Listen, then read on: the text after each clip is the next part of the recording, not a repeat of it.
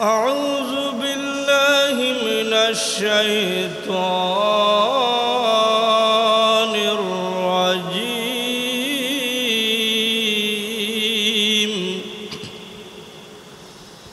بسم الله الرحمن الرحيم.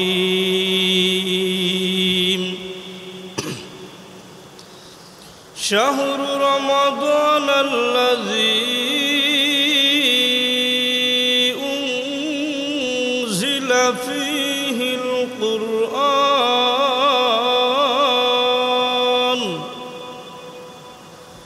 هدى للناس وبينات من الهدى والفرقان.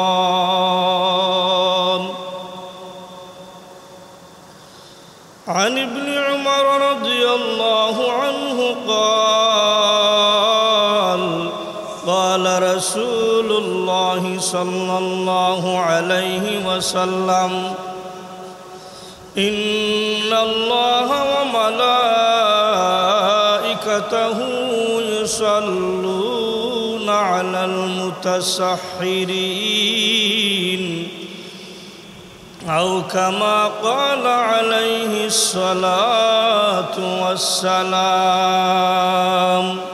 شكل درود شريف پاٹ کری.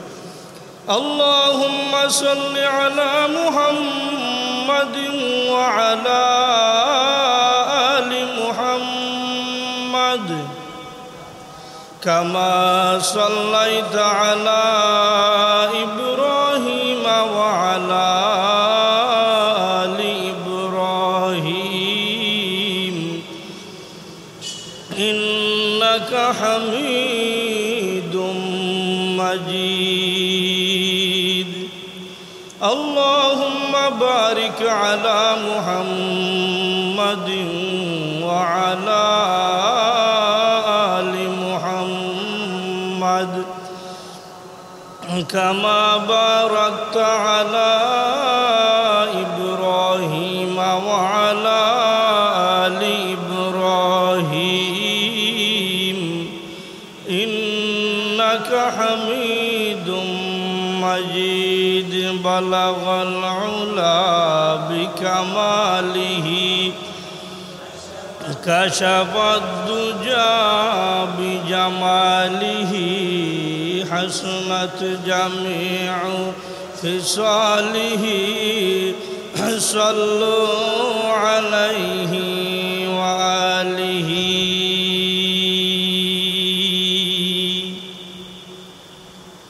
আল্লাহ পাক রব্বুল আলামিনের অসংখ্য অগণিত শুকরিয়া, যেই মহান মালিক দয়া করে মায়া করে আমাদেরকে পবিত্র রমজানুল মুবারকের দ্বিতীয় জুমার মধ্যে সবার আগে আল্লাহর মসজিদের মধ্যে আসার তৌফিক দান করেছেন। সেই মালিকের দরবারে হৃদয়ের সবটুকু ভালোবাসা উজাড় করে আমরা কালিমাতুশ শুকর আদায় করি আলহামদুলিল্লাহ। আল্লাহ পাক রব্বুল আলামিন আমাদেরকে এই রহমতের মাস, বরকতের মাস, নাজাতের মাস, মুক্তির মাস আমাদেরকে দিয়েছেন। ধীরে ধীরে এই মাসটা আমাদের কাছ থেকে শেষ হয়ে যাইতেছে। এখন পর্যন্ত আমরা কে কতটুকু আল্লাহ পাকের গোলামি করতে পেরেছি? এই জন্য আমরা অবশিষ্ট যে সময়গুলো আছে এগুলারে আমরা গুরুত্ব সহকারে কাজে লাগানোর চেষ্টা করি ইনশাআল্লাহ। রমজান মাস কোন মাস?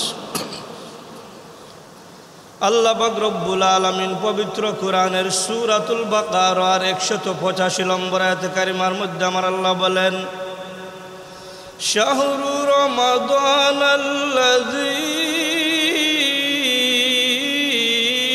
উনজিলা ফীহিল কুরআন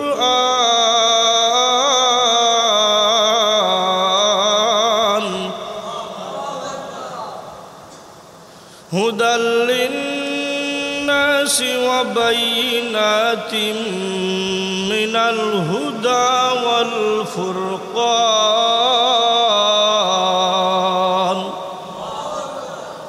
আল্লাহ পাক রব্বুল আলামিন বলেন, শাহরু রমাদান, রমজান মাস এমন একটি মাস, রমজান মাস এমন একটি মাস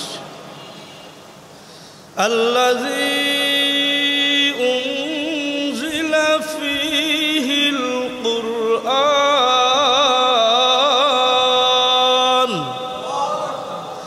যেই মাসের মধ্যে কুরআন নাজিল করা হয়েছে। অর্থাৎ আপনার আমার জীবনের মালিক, আমাদের মরণের মালিক, সমস্ত পৃথিবীর মালিক আল্লাহ পাক রব্বুল আলামিন বলতেছেন, হে আমার গোলামেরা, হে আমার বান্দা বান্দিরা, শাহরু রমাদান, তোমরা জেনে রাখো রমজান মাস এমন একটি মাস। এইটার দ্বারা আল্লাহ কি করতেছেন? রমজান মাসের গুরুত্ব বলতেছেন। রমজান মাসের গুরুত্ব আমাদের কাছে আল্লাহ পাক রব্বুল আলামিন তুলে ধরতেছেন। আপনি যখন কোনো মানুষকে কোনো বিষয়ে গুরুত্ব বোঝানোর জন্য তারা কি করবেন? বুঝাইবেন যে এই কাজটা এমন একটা কাজ, অথবা এই জিনিসটা এমন একটা জিনিস, তখন কি করে? অনেক গুরুত্ব বহন করে। ওই লোকটা বুঝতে চায় যেখানের মধ্যে গুরুত্বপূর্ণ কিছু আছে। এই জন্য আল্লাহ পাক রব্বুল আলামিন সূরাতুল বাকারার 185 নম্বর আয়াত কারিমার মধ্যে আমার আল্লাহ বলতেছেন, হে আমার গোলামেরা, হে আমার বান্দা বান্দিরা, হে ইমানদারেরা, শাহরু রমাদান, রমজান মাস এমন একটি মাস। অর্থাৎ হে আমার গোলামেরা, হে আমার বান্দা বান্দিরা, রমজান মাস সাধারণ কোনো মাস নাই, রমজান মাস গুরুত্বহীন কোনো মাস নয়। এইটা এমন একটা মাস, আল্লাযী উনজিলা ফীহিল কুরআন,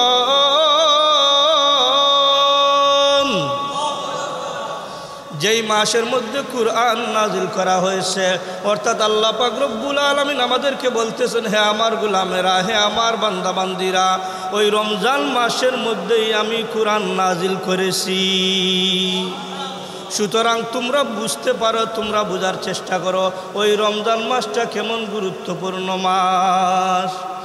কারণ আমি আমার নবী মুহাম্মদুর রাসূলুল্লাহ সাল্লাল্লাহু আলাইহি সাল্লাম, সর্বশেষ নবী খাতামুন নবিয়্যিন আমি পাঠিয়েছি। আর আমি আমার নবীর উপরে যেই সংবিধান দিয়েছি, সেই সংবিধানের নাম হলো মহাগ্রন্থ আল কুরআন। তোমরা দুনিয়ার মধ্যে জীবন পরিচালনা করার ক্ষেত্রে যেই সংবিধানরে তোমরা অনুসরণ করবে, যেই সংবিধানরে তোমরা মেনে চললে তোমরা কবরের মধ্যে শান্তিতে থাকতে পারবে, যেই সংবিধানরে তোমরা মেনে চললে আমার আদালতে দাঁড়ানোর পরে তোমরা মুক্তি পাবা, যেই সংবিধানরে তোমরা মেনে চললে আমার ওয়াদাকৃত জান্নাতের মধ্যে তোমরা জায়গা পাইবা। সুবহানাল্লাহ। এই সংবিধানটাই আমি নাজিল করেছি এই রমজান মাসের মধ্যে। এই সংবিধানটাই আমি নাজিল করেছি এই রমজান মাসের মধ্যে। আর এই রমজান মাসের মধ্যে তোমাদের মধ্যে এমন অসংখ্য মানুষ আছে যে রমজানের পূর্বে তাদের জাহান্নামের লিস্টির মধ্যে তাদের নাম ছিল, কিন্তু রমজানের মধ্যে তাদের চোখের পানির উসিলায়, তাদের তওবার উসিলায় ওই জাহান্নামের লিস্টি থেকে আমি তাদের নাম কেটে দিই।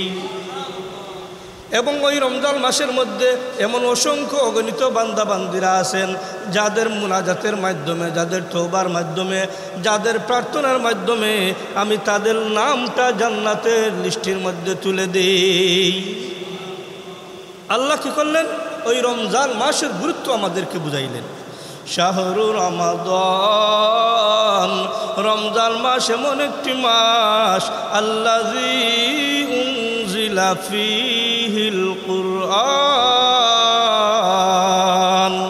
যেই মাসের মধ্যে কুরআন নাজিল করা হয়েছে। সুবহানাল্লাহ। এরপরে আল্লাহ কি বললেন? হুদাল লিন্নাস, আর এই কুরআনটা হলো মানুষের জন্য পথের দিশা। সুবহানাল্লাহ। আপনার সঠিক পথ দেখাবে এই কুরআন।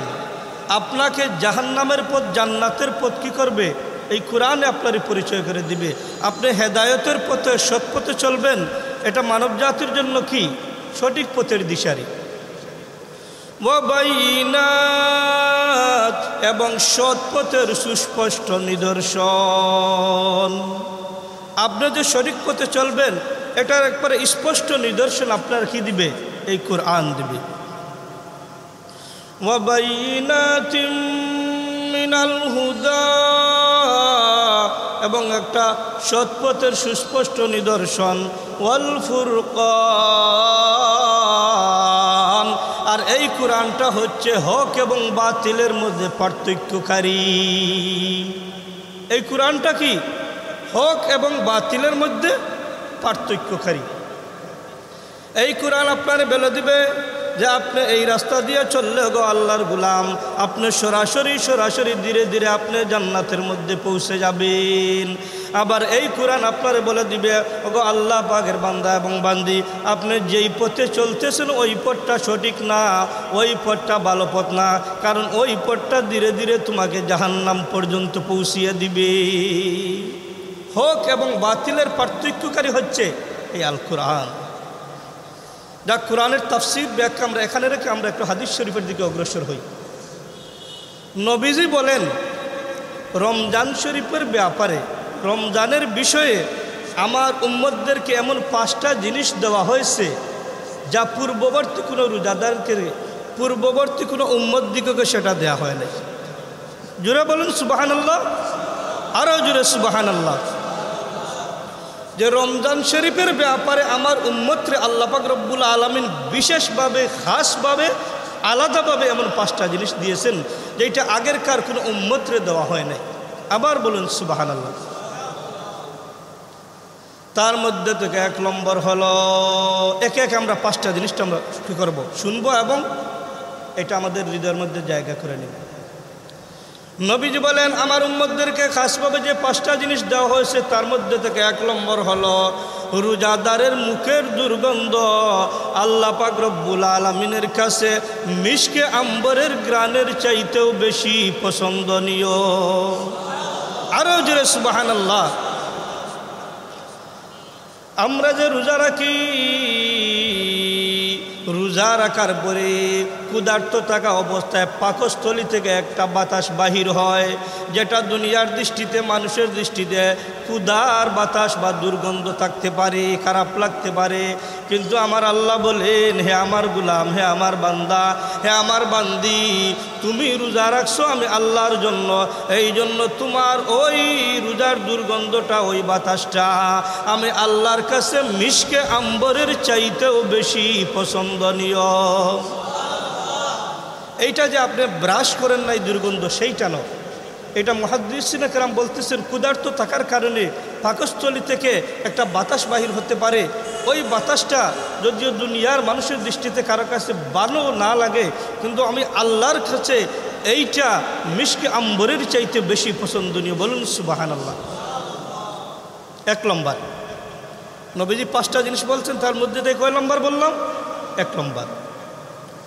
2 নম্বর বলেন হে আমার সাহাবীরা, হে আমার উম্মতেরা, আমার উম্মতের রোজাদারদের জন্য আল্লাহ পাক রব্বুল আলামিন আলাদাভাবে যেই জিনিসটা দিয়েছেন, অর্থাৎ রোজাদারদের জন্য সমুদ্রের নিচের মাছ পর্যন্ত মাগফিরাতের দোয়া করে।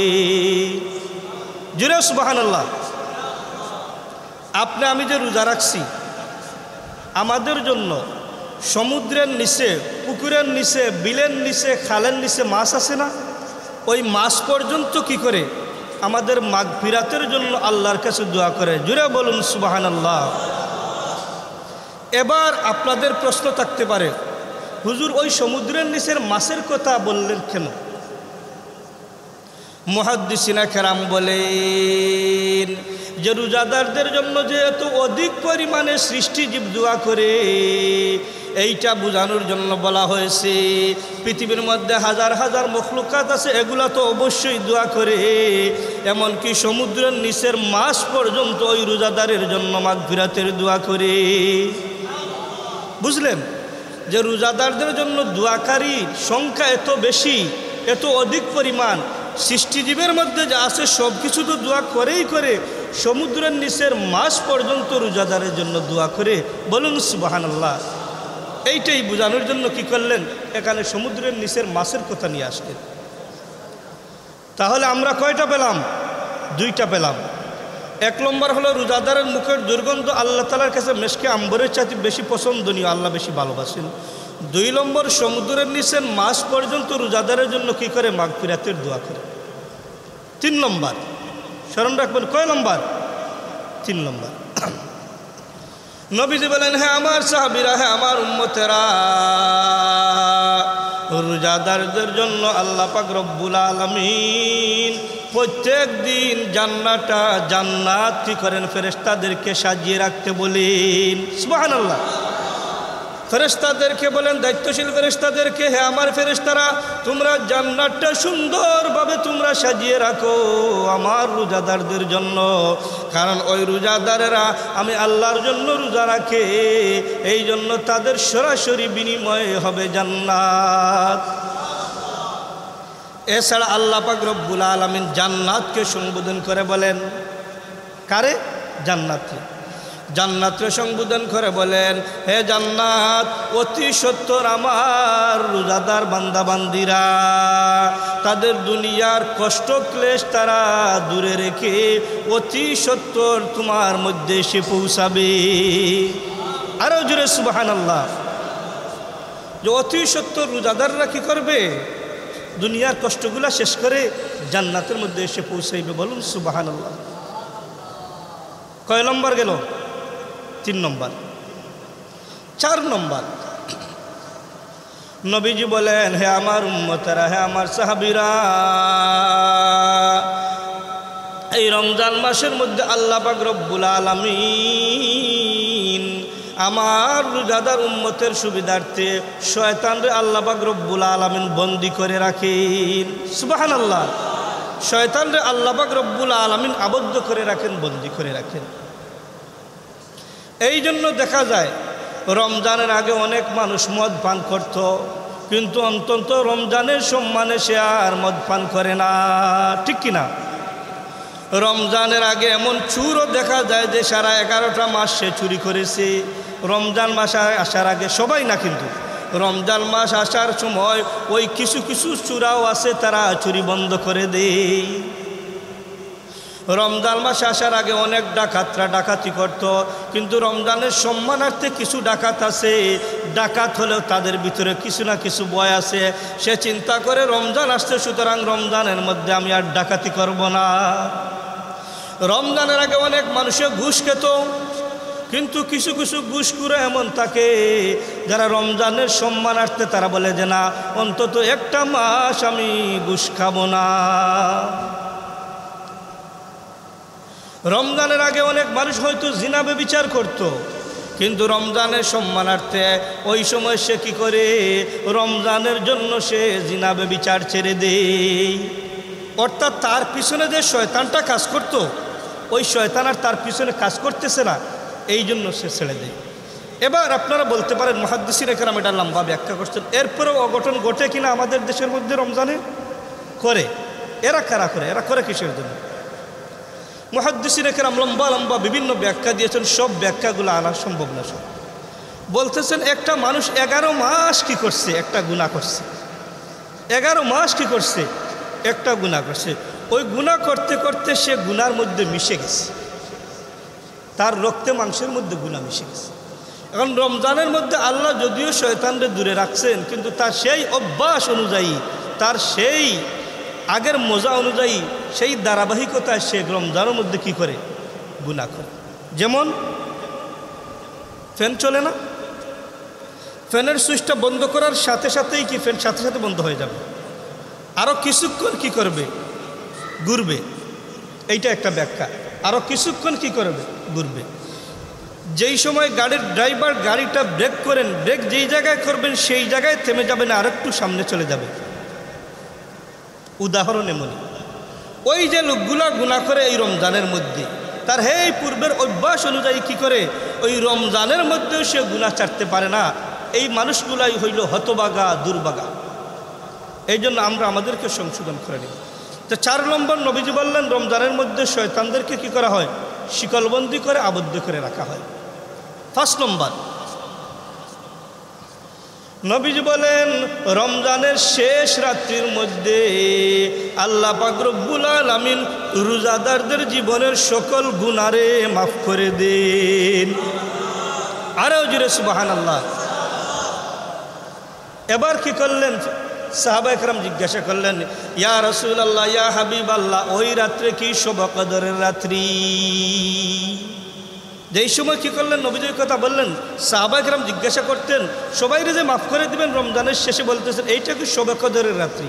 নবীজি বললেন না, বললেন হে আমার সাহাবীরা, হে আমার উম্মতেরা, না, বরং নিয়ম হলো মজদুরকে তার কাজ শেষ হওয়ার পরে তার পারিশ্রমিক দেওয়া।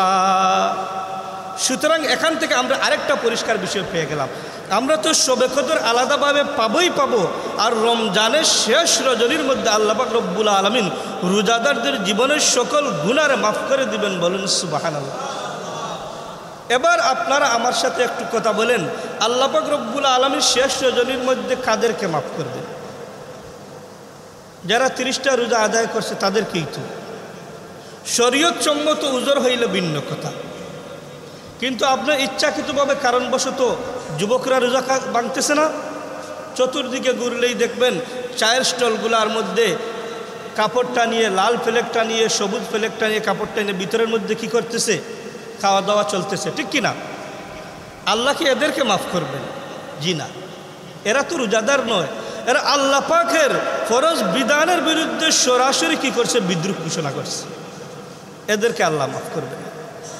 এরপরে রমজানের মধ্যে যারা 5 ওয়াক্ত নামাজ সঠিকভাবে আদায় করছে, বারংবার আমরা বলি, আরেকটা হাদিস এখানের মধ্যে নিয়ে আসতে হবে। এখানে নবীজি বলেন, মান সামা রমাদানা ঈমানান ওয়া ইহতিসাবান গুফিরা লাহু মা তাকদ্দামা মিন যামবি। যে ব্যক্তি ইমানের সাথে সওয়াবের উদ্দেশ্যে রমজানের মধ্যে রোজা রাখবে, আল্লাহ পাক রব্বুল আলামিন তার জীবনের সকল গুনাহ মাফ করে দিবেন।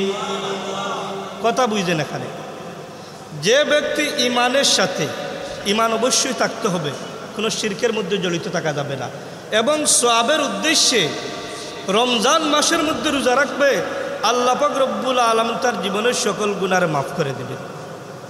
হাদিসের পরবর্তী অংশের মধ্যে নবীজি বলতেছেন, মান কামা রমাদানা ঈমানান ওয়া ইহতিসাবান গুফিরা লাহু মা তাকদ্দামা মিন যামবি।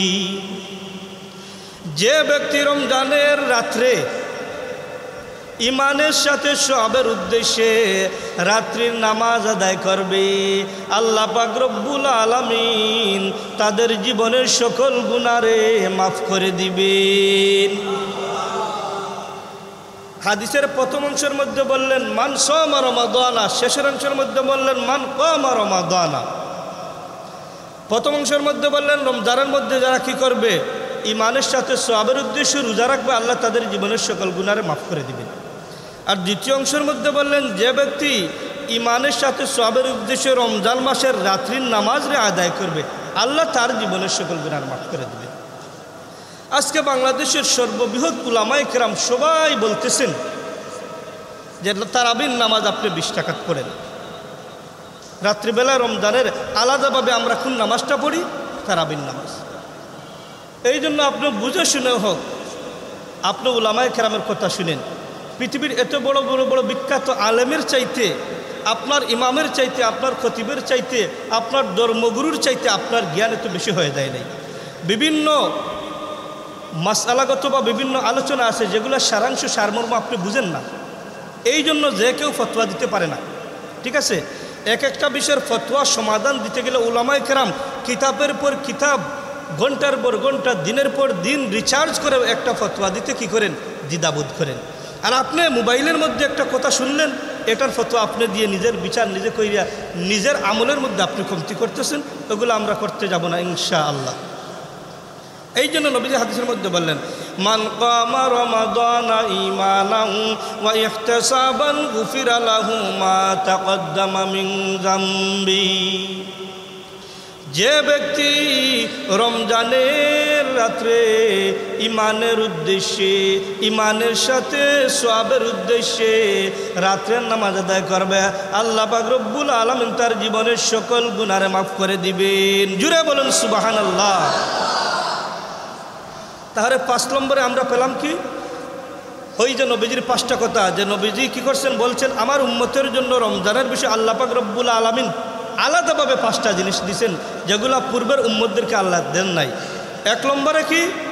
রোজাদারের মুখের দুর্গন্ধ আল্লাহর কাছে মেশকে আম্বরের চাইতে বেশি পছন্দনীয়।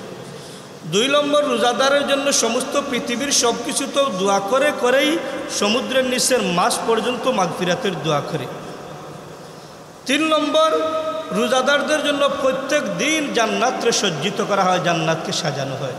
আর আল্লাহ পাক রব্বুল আলামিন জান্নাতরে বলেন, হে জান্নাত, অতি সত্বর আমার রোজাদার বান্দা বান্দিরা দুনিয়ার কষ্ট তারা দূরে ঠেলে দিয়ে তোমার মধ্যে এসে পৌঁছে যাবে। 4 নম্বর, রমজানের মধ্যে কি করা হয়? শয়তানদের শিকলবন্দি করে রাখা হয়। আর 5 নম্বরে নবীজি বললেন যে রমজানের শেষ রাত্রিতে আল্লাহ পাক রব্বুল আলামিন সকল রোজাদারদেরকে জীবনের সকল গুনাহ আল্লাহ মাফ করে দেন। সবাই বলুন আমিন। এই জন্য আমি যে কথাটা টেনে এনেছিলাম, এখন রমজানের শেষ রজনীর মধ্যে যে আপনি মাপ পাবেন, রমজানটা তো আপনার আল্লাহ পাকের বিধিবিধান মতো এইরকমভাবে কাটাইতে হবে, ঠিক কিনা? এই জন্য আমাদের অতীত যেভাবে যায় গেছে সামনেরটা আমরা সুন্দর করে ইবাদত করার চেষ্টা করবো ইনশাআল্লাহ। ছোট্ট আর একটা হাদিস আমরা নিয়ে আসি।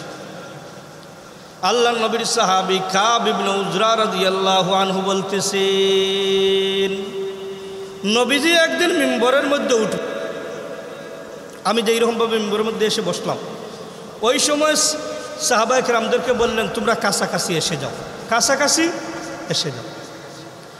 নবীজি মিম্বরের প্রথম সিঁড়ির মধ্যে পা রাখলেন, তখন নবীজি বললেন আমিন। নবীজি মিম্বরের দ্বিতীয় সিঁড়ির মধ্যে পা রাখলেন, তখনও নবীজি বললেন আমিন। নবীজি মিম্বরের তৃতীয় সিঁড়ির মধ্যে পা রাখলেন, তখনও নবীজি বললেন আমিন। সাহাবা একরাম লক্ষ্য করলেন, আমরা অনেক দিন নবীজিরে মিম্বরে উঠতে দেখি কিন্তু ওই রকমভাবে বলতে শুনি নাই। আজকে নবীজির কাছ থেকে একটা ব্যতিক্রমী আমরা আমল দেখলাম। কিসের জন্য নবীজি মিম্বরের প্রথম সিঁড়িতে পা রেখে আমিন বললেন, কিসের জন্য দ্বিতীয় সিঁড়িতে পা রেখে আমিন বললেন, কিসের জন্য তৃতীয় সিঁড়িতে পা রেখে আমিন বললেন? তারা নবীজিরে কী করলেন? আলোচনা এবং খুতবা শেষে জিজ্ঞাসা করলেন, ইয়া রাসূলুল্লাহ, আপনারা তো অন্যান্য দিন আমরা ওই রকম বলতে শুনি নাই, সুতরাং আজকে ব্যতিক্রম কাজটা কেন করলেন? একটা কৌতূহল জাগলো, ঠিক কিনা? ওই সময় নবীজি বললেন, হে আমার সাহাবীরা, হে আমার উম্মতেরা, এই সময় আমার কাছে জিবরাইল আমিন এসেছিলেন। যেই সময় আমি মিম্বরের প্রথম সিঁড়িতে পা রাখি, জিবরাইল আমিন বললেন, ধ্বংস হোক ওই ব্যক্তি যে রমজানের মুবারক মাস পাইল আর তার গুনার মাফি পাইল না। বুঝলেন? ধ্বংস হোক ওই ব্যক্তি যে রমজানের মুবারক মাস পাইল আর তার গুনার সে মাফ করাইতে পাইল না, তার গুনার মাফি হইল। ওই সময় নবীজি বললেন, ওই সময় আমিও বললাম আমিন। জিবরাইলের ওই কথার সাথে নবীজি কি করলেন? নবীজিও কি করলেন? এটারও সাক্ষ্য দিলেন, এইটার সাথে কি করলেন? একত্রতা প্রকাশ করলেন। এর বললেন, নবীজি বললেন, যেই সময় আমি মিম্বরের দ্বিতীয় সিঁড়িতে পা রাখি, তখন জিবরাইল আমিন বললেন, ওগো নবীজি, ধ্বংস ওই ব্যক্তি যার সামনে আপনার নাম উচ্চারণ করা হয় আর সে আপনার প্রতি দুরূদ শরীফ পাঠ করে না। এই জন্য নবীজির নাম উচ্চারিত হলেই আপনি বলবেন সাল্লাল্লাহু আলাইহি ওয়াসাল্লাম। কি বলবেন? সাল্লাল্লাহু আলাইহি ওয়াসাল্লাম। আর নবীজি বললেন, যেই সময় আমি তৃতীয় সিঁড়িতে পা রাখি, তখন জিবরাইল আমিন বললেন, ওগো নবীজি, ধ্বংস ওই ব্যক্তি যে তার পিতা মাতা উভয়জন অথবা একজনকে বৃদ্ধা অবস্থায় পাইল আর তারা তাকে জান্নাতে প্রবেশ করাইল না। এই 3টা কথার লম্বা ব্যাখ্যা, আমরা সংক্ষিপ্ত ব্যাখ্যার মধ্যে চলে আসি। দেখেন, রমজানের মুবারক মাস পাইল আর সে তার গুনারে মাফ পাইল না, সে ধ্বংস হোক। জিবরাইল আমিনও বললেন, এইটা নবীজিও বললেন, এইটা কত বড় দোয়া এবং বদদোয়ার বিষয়। রমজানের গুরুত্ব বুঝাইতে, এত বড় ফজিলতপূর্ণ মাস পাওয়ার যদি সে মাপ পায় না, আর কখন মাপ পাবে? এই জন্য। আর 2 নম্বর কথা কি, আমরা নবীজির নাম শুনলেই কী করবো? দুরূদ শরীফ সাল্লাল্লাহু আলাইহি সাল্লাম বলবো। আর তৃতীয় কথা, এক একটা কথার ব্যাখ্যা করলে 1 ঘন্টা সময়ের প্রয়োজন, আমরা ব্যাখ্যার দিকে যাব না। যে আপনার পিতামাতা একজন অথবা উভয়জন বৃদ্ধা অবস্থায় আছেন, আপনি ওনার খেদমত করিয়া জান্নাত অর্জন করতে পারলেন, আপনিও ধ্বংস হইয়া যান। এই জন্য রমজানের মধ্যে আমরা আমাদের ইবাদতগুলো করবো, আর আল্লাহর সাথে আমাদের কথা কি থাকবে? আমার যত গুনাহ আছে মাফ করে দাও রমজানে, দুঃখ ব্যথা বুলিয়ে দাও এই তো চাওয়া প্রাণপণে। আমার যত গুনাহ আছে মাফ করে দাও রমজানে, দুঃখ ব্যথা বুলিয়ে দাও এই তো চাওয়া প্রাণপণে। রমজানের হক আদায় করার শক্তি দাও প্রভু, তোমার শরণ থাকুক মনে অন্তরে বয় দাও প্রভু। বলবেন এগুলো। রমজানের হক আদায় করার শক্তি দাও প্রভু, তোমার শরণ থাকুক মনে অন্তরে বয় দাও প্রভু। হৃদয়ে দাও তোমারি নূর, হৃদয়ে দাও তোমারি নূর এই তো চাওয়া আনমনে, দুঃখ ব্যথা বুলিয়ে দাও এই তো চাওয়া প্রাণপণে, দুঃখ ব্যথা বুলিয়ে দাও এই তো চাওয়া প্রাণপণে। আমার যত গুনাহ আছে মাফ